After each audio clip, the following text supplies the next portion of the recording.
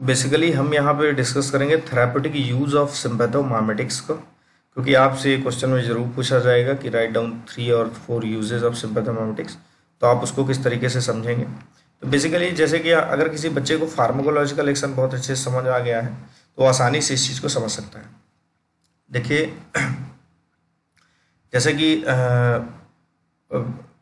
Directly एक sympathomimetic की अगर हम बात करें तो बेसिकली जैसे कि कैटेकोलामाइंस जो होते हैं वो या नॉन कैटेकोलामाइंस आपकी जो ड्रग हैं, जैसे एड्रेनलिन, नॉर एड्रेनलिन और डोपामिन ये आपके एंडोजीनियस कैटेकोलामाइन है, जबकि आइसोप्रेनालिन या डोबिटामिन या ये सब ड्रग आपके एक्सोजीनियस कैटेकोलामाइंस है, सिंथेटिक हैं। तो एड्रेनलिन, नॉर एड्रेनलिन या डोपामिन की हाई पोटेंसी होती है और इनकी शॉर्ट लाइफ होती है, क्योंकि इनको रैपिडली तोड़ दिया जाता है मोनोमाइन ऑक्सीडेज से या कैटिकॉल ओ मिथाइल ट्रांसफरेज एंजाइम, ये एंजाइम के ग्रुप हैं। तो बेसिकली आपको ये चीज़ समझना होगा, जैसे इनकी जो पोलैरिटी होती है वो पेनिट्रेशन ऑफ सीएनएस को रोकती है, मतलब ये कम सीएनएस को पेनिट्रेट करते हैं क्योंकि ये पोलर कंपाउंड होते हैं। तो बेसिकली ये पॉइंट इसलिए यहाँ पे डाला गया, अगर भाई अदरवाइज इसको मैं इंसर्ट नहीं भी करता तो चल जाता, ताकि आपको समझ में आए कि metabolism of in intestine by the MAO और कॉम्ड, या इन लीवर में केवल माओ,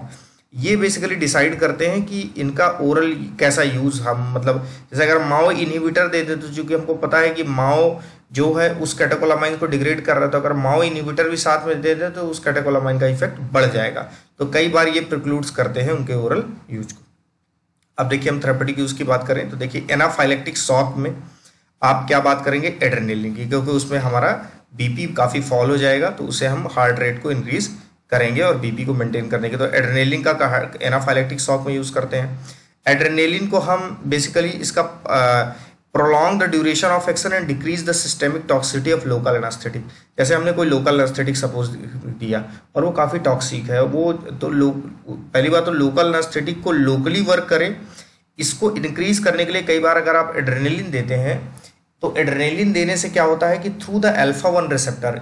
पेरीफेरी में अल्फा 1 रिसेप्टर है, and through the alpha 1 receptor they contract that blood vessels, उस ब्लड वेसल को कॉन्ट्रैक्ट करती हैं, जिसकी वजह से वो लोकल एनास्थेटिक पर्टिकुलर उसी एरिया में रेस्ट्रिक्टेड हो जाता है और उसी एरिया में वर्क करता है। या आप इसको ये कह सकते हो कि अगर वो कोई टॉक्सिक लोकल एनास्थेटिक है तो उसकी टॉक्सिसिटी सिस्टेमिक पूरे बॉडी में नहीं हो पाती, क्योंकि एड्रेनलिन के थ्रू अपने ब्लड वेसल को क्या कर दिया, कॉन्ट्रैक्ट कर दिया है। तो कई बार ये क्वेश्चन आपसे पूछा जाएगा कि लोकल एनास्थेटिक के साथ एड्रेनलिन क्यों देते हैं, तो आपको यही समझना है कि लोकल एनास्थेटिक के साथ एड्रेनलिन इसलिए देते हैं ताकि एड्रेनलिन अल्फा के थ्रू ब्लड वैसोकॉन्स्ट्रिक्शन कॉज करती है, और वैसोकॉन्स्ट्रिक्शन की मदद से हम लोकल एनास्थेटिक को सिस्टेमिकली पूरे बॉडी में मूव करने से रोक सकते हैं या उसकी टॉक्सिसिटी को कम कर सकते हैं। नेक्स्ट हम बात करते हैं तो एड्रेनलिन को कार्डियक अरेस्ट में भी यूज किया जाता है क्योंकि हार्ट रेट को इंक्रीज करता है। डोपामिन की हम बात करें तो बेसिकली इसका बहुत ही इंपॉर्टेंट इफेक्ट है। देखिए डोपामिन को अगर आप 1 से 2 माइक्रोग्राम पर केजी पर मिनट से इन्फ्यूज करते हैं तो डोपामिन जो है ये बेसिकली कैसे वर्क करेगी, D1 के थ्रू। जब बीटा 1 के थ्रू करेगी कब, जब आप इसको 2 से 10 माइक्रोग्राम पर केजी पर मिनट, तो इसका डोज डिपेंडेंट रिसेप्टर इफेक्ट है, मतलब इस डोज पे D1 के थ्रू, इस डोज पे बीटा 1 और इस डोज पे अल्फा 1। तो डोपामिन को बेसिकली हम कार्डियोजेनिक शॉक या ऑल्गोयूरिक रीनल फेल्योर में यूज करते हैं, क्योंकि ये रीनल D1 के थ्रू क्या करता है, रीनल वैसोडाइलेशन, और रिटर्न वैसोडाइलेटेशन की वजह से रीनल परफ्यूजन और GFR को मेंटेन करके रखता है। जबकि अदर आइनोट्रोपिक ड्रग की बात करें तो रीनल वैसोकॉन्स्ट्रिक्शन करने की वजह से वो और उस कंडीशन को वर्स कर देती है। यही वजह होता है कि डोपामिन को इस डोज में हम कार्डियोजेनिक शॉक या ऑल्गोयूरिक रीनल फेल्योर में लेते हैं। नॉन कैटेकोलामाइंस की अगर हम बात करें यूजेस की, तो बेसिकली जैसा कि अल्फा 1 एगोनिस्ट, अब पता है कि अल्फा 1 एगोनिस्ट म्यूकस मेम्ब्रेन में, नेजल म्यूकस मेम्ब्रेन में वैसोकॉन्स्ट्रिक्शन कॉज करता है, और वैसोकॉन्स्ट्रिक्शन की वजह से एयर पैसेज के लिए डायमीटर अच्छा मिलता है, तो कहीं ना कहीं एज अ नेजल डिकंजेस्टेंट्स को हम यूज करेंगे अल्फा 1 एगोनिस्ट में।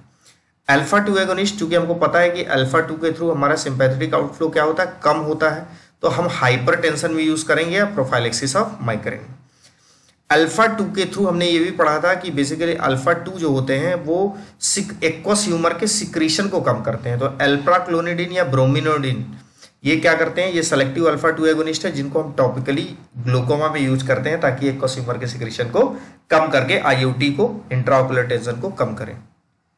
बीटा 2 एगोनिस्ट की बात करें तो ब्रोंकियल अस्थमा में यूज करेंगे ब्रोंकोडायलेटर के रूप में, या यूट्राइन रिलैक्सेंट के रूप में यूज करेंगे रेटोड्रिन या आइसोक्सोप्रिन को। तो ये इसका बेसिकली थेराप्यूटिक यूज है। तो इसके कुछ थेराप्यूटिक यूज इस तरीके से आप लिख सकते हैं, लाइक डिकंजेस्टेंट्स की तरह, prophylaxis of migraine, hypertension, glaucoma. तो आप इसका रिसेप्टर ओरिएंटेड मैकेनिज्म भी आपको अगर पता है तो आपकी ज़्यादा अंडरस्टैंडिंग उस पर बना आप पाएंगे। तो this is all about the therapeutic use of sympathomimetics. Thank you very much.